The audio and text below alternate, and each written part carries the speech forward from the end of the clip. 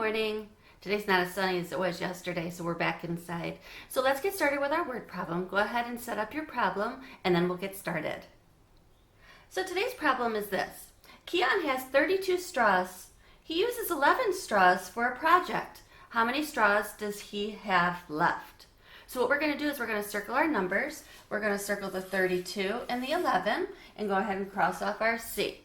Now in your mind, I sure hope that you're thinking, oh my gosh, I see the magic word there that tells me what to do. Did you see the word left? There it is. That tells you you're going to be subtracting. Think of it. You're going to start off with a certain amount, and if you're using some, that means you have to take some out. So that means you're starting with a total, taking a part out, and you're left with your other part. When that happens, that means you're subtracting. Then we're going to go ahead and box the question. And then we'll be getting ready to start our problem. So it says he has 32 straws. And again, I'm not going to draw 32 in the tens frames. I'm going to draw quick tens and ones. Ready? 10, 20, 30, 31, 32. And it said that he used 11. So I have to take 11 out of there. This is where you need to know your tens and ones. 11 is how many tens and how many ones? That's right, 1 10, 1 1. So I'm going to take away 1 10, 1 1. So what am I left with? 10, 20, 21. And I want to show you in the tens and ones frame here.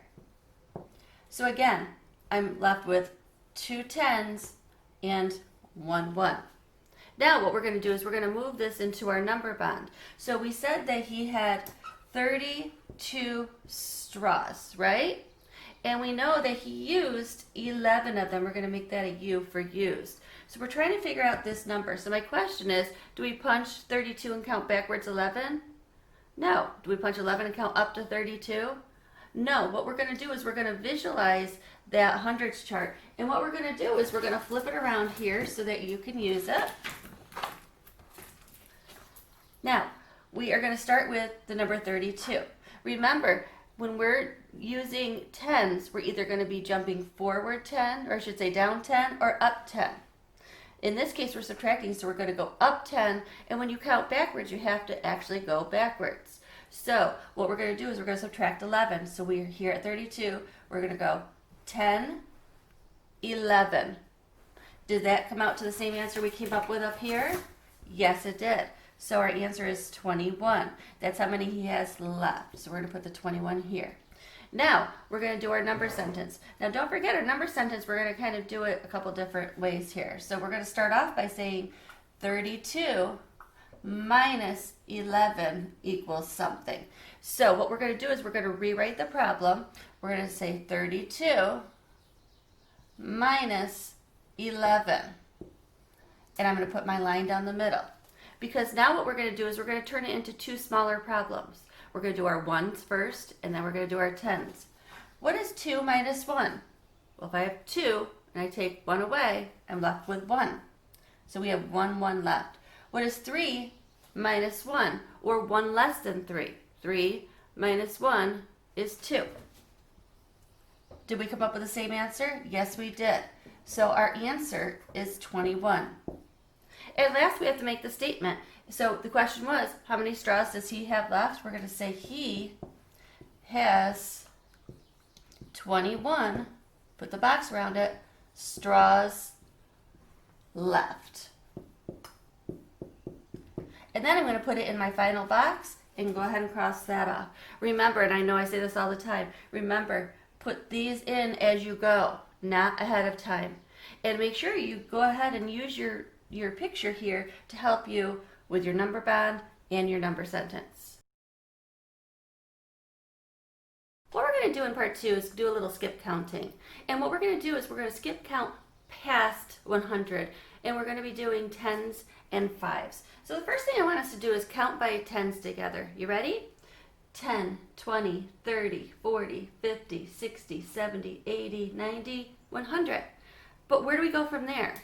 So this is where I want to show you the trick to writing your numbers past 100 and being able to skip count past 100. I want you to think about something.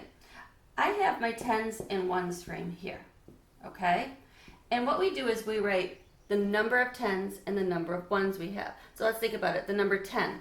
I have 110, but there's no ones. Now what happens when I want to make it 110? Well, guess what?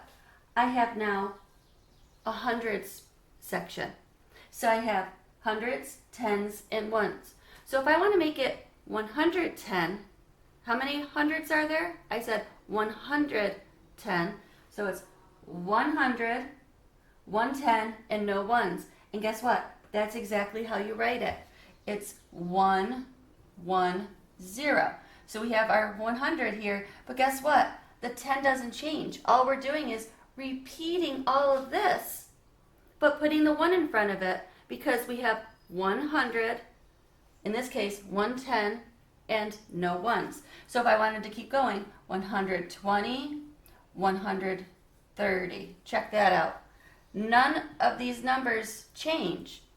They are still the same as they were up here. The only difference is we added the 100 in front of it. And that's like what we did here. Now, let's take a look at counting by fives. When we count by fives, we jump between the 5 column and the 10 column. So we're jumping from here to here. Now we're going to pick up at 50, okay? So we have 55, 60, 65, 70, 75, 80, 85, 90, 95, 100. Now, what would come next?